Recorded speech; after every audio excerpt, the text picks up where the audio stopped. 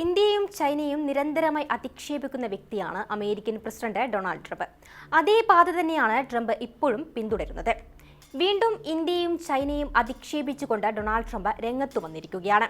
Radio host Michael savage ഇന്ത്യയും ചൈനയും നരകക്കുഴികളാണെന്ന തരത്തിൽ ഒരു വീഡിയോ പങ്കുവച്ചിരുന്നു. അതിന് പിന്നാലെയാണ് ട്രംപും ഈ പരാമർശം തന്നെ ആവർത്തിക്കുന്നത്. ഇന്ത്യയും ചൈനയും നരകക്കുഴികളാണെന്ന സാവേജിന്റെ പ്രസ്താവനയും ട്രാൻസ്ക്രിപ്റ്റുമാണ് ട്രംപ് ട്രൂത്ത് സോഷ്യലിൽ പങ്കുവച്ചത്.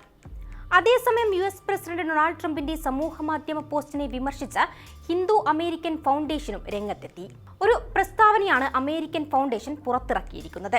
വംശീയതയും വിദ്വേഷവും നിറഞ്ഞ പോസ്റ്റ് ട്രംപ് പങ്കുവച്ചതിൽ അങ്ങേയറ്റം അസ്വസ്ഥരാണെന്നാണ് പ്രസ്താവനയിൽ ഉണ്ടായിരുന്നത്.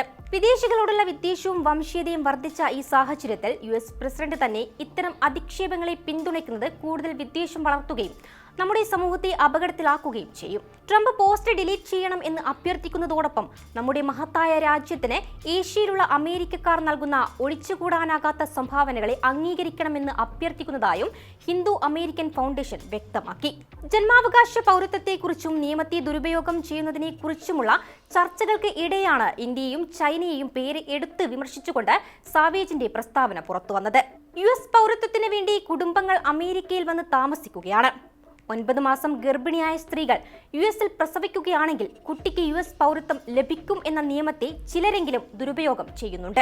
കുട്ടികളെ പ്രസവിച്ചു കഴിഞ്ഞാൽ ഇന്ത്യയിൽ നിന്നോ ചൈനയിൽ നിന്നോ മറ്റേതെങ്കിലും നരകക്കുഴിയിൽ നിന്നോ അവർ കുടുംബത്തെ മുഴുവൻ കൊണ്ടുവരും എന്ന് സാവേജ് പറഞ്ഞിരുന്നു.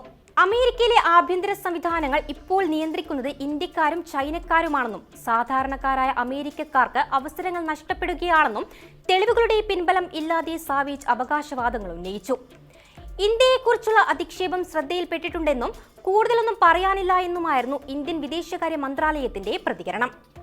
സംഭവം ഇന്ത്യൻ മാധ്യമങ്ങളിൽ വാർത്തയായതിനെ തുടർന്ന് ഇന്ത്യ എന്റെ ഏറ്റവും നല്ല സുഹൃത്തുക്കളിൽ ഒരാൾ നയിക്കുന്ന മഹത്തായ രാജ്യമാണ് എന്ന് ട്രംപ് പറഞ്ഞതായി ഇന്ത്യയിലെ US എംബസി അറിയിച്ചു. അതേസമയം ഇന്ത്യയും ചൈനയും അധിക്ഷേപിക്കുന്ന തരത്തിലുള്ള വീഡിയോ പങ്കുവച്ച US പ്രസിഡന്റ് ഡൊണാൾഡ് ട്രംപിനെ പരിഹസിച്ച് മുംബൈയിലെ ഇറാൻ കോൺസുലേറ്റ് ജനറലും രംഗത്തു വന്നു. മഹാരാഷ്ട്രയുടെ സാംസ്കാരിക വൈവിധ്യം വിളിച്ചോതുന്ന മനോഹരമായ വീഡിയോ പങ്കുവച്ചുകൊണ്ടാണ് ട്രംപിന് സാംസ്കാരിക വിഷമുക്തി ആവശ്യമാണെന്ന് കോൺസുലേറ്റ് പരിഹസിച്ചത്. അമേരിക്കൻ പ്രസിഡന്റ് ഡൊണാൾഡ് ട്രംപ് തന്റെ സോഷ്യൽ മീഡിയ പ്ലാറ്റ്ഫോമുകളിൽ പങ്കുവച്ച ഒരു വീഡിയോ ആണ് പുതിയ നയതന്ത്ര വിവാദത്തിന് തിരികൊളുത്തിയിരിക്കുന്നത്. ട്രംപ് വീഡിയോ പങ്കുവച്ചതിന് പിന്നാലെ കടുത്ത ഭാഷയിലാണ് ഇറാനും പ്രതികരിച്ചത്. മിസ്റ്റർ ട്രംപിനായി ആരെങ്കിലും ഒരു one way cultural detox book ചെയ്യണം. ഇത് അദ്ദേഹത്തിന്റെ അനാവശ്യ സംസാരങ്ങൾ ഒഴിവാക്കാൻ സഹായിക്കും.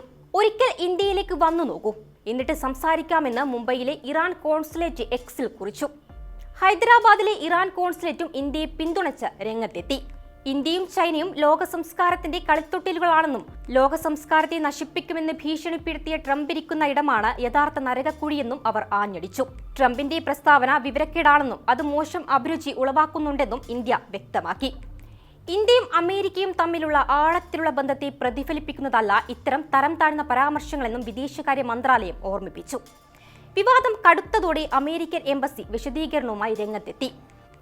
ഇന്ത്യ തന്റെ വളരെ നല്ലൊരു സുഹൃത്ത് നയിക്കുന്ന മഹത്തായ രാജ്യമാണെന്ന് പ്രസിഡന്റ് വിശ്വസിക്കുന്നു എന്നായിരുന്നു എംബസിയുടെ വിശദീകരണം. നേരത്തെ ചൈന ഇറാന് ആയുധങ്ങൾ കൈമാറുന്നത് സംബന്ധിച്ച US മുന്നറിയിപ്പ് നൽകിയിരുന്നു. ഇറാനിലേക്ക് ചൈനയുടെ ആയുധ വിതരണം ഉണ്ടാകില്ല എന്ന് തനിക്ക് ഉറപ്പ് നൽകിയതായി പിന്നീട് ട്രംപ് പ്രഖ്യാപിക്കുകയും ചെയ്തു. അതേസമയം ചർച്ചയിലൂടെ ഒരു കരാറിലെത്താനാകും ട്രംപ് പ്രത്യാശ പ്രകടിപ്പിക്കുന്നത്. വെടിനിർത്തൽ ദീർഘിപ്പിക്കാനുള്ള സാധ്യതയെക്കുറിച്ചുള്ള ചോദ്യത്തിന് ട്രംപിന്റെ മറുപടി ഇങ്ങനെയായിരുന്നു: അത് ചെയ്യേണ്ടതില്ല, നമുക്ക് സമയം അധികമില്ല. കരാറിലെത്താനായില്ലെങ്കിൽ ഇറാനിൽ ബോംബിടും എന്നും ട്രംപ് ഭീഷണി മുഴക്കി. അതിനേക്കാൾ മെച്ചപ്പെട്ട സമീപനം ഇല്ലെന്നും സൈന്യം തയ്യാറെടുപ്പിലാണെന്നും ട്രംപ് അറിയിച്ചിരുന്നു. 2025 ജനുവരിയിൽ അധികാരം ഏറ്റെടുത്ത ഉടൻ ഇതിനായുള്ള എക്സ്ക്ലൂസീവ് ഉത്തരവിൽ ട്രംപ് ഒപ്പുവെക്കുകയും ചെയ്തു. മാതാപിതാക്കളിൽ ഒരാൾക്കെങ്കിലും US പൗരത്വം ഉണ്ടാകണം, അല്ലെങ്കിൽ സ്ഥിരതാമസത്തിന് നിയമപരമായ അനുമതി ഉണ്ടാകണമെന്നായിരുന്നു നിബന്ധന. അങ്ങനെയല്ലാത്തവർക്ക്, അതായത് US പിറക്കുന്ന കുഞ്ഞുങ്ങൾക്ക് ജന്മാവകാശ പൗരത്വം ഉണ്ടാകില്ല എന്നാണ് ട്രംപ് ഉത്തരവിട്ടത്. വിഷയം ഇപ്പോൾ അമേരിക്കൻ സുപ്രീം കോടതിയുടെ പരിഗണനയിലാണ്.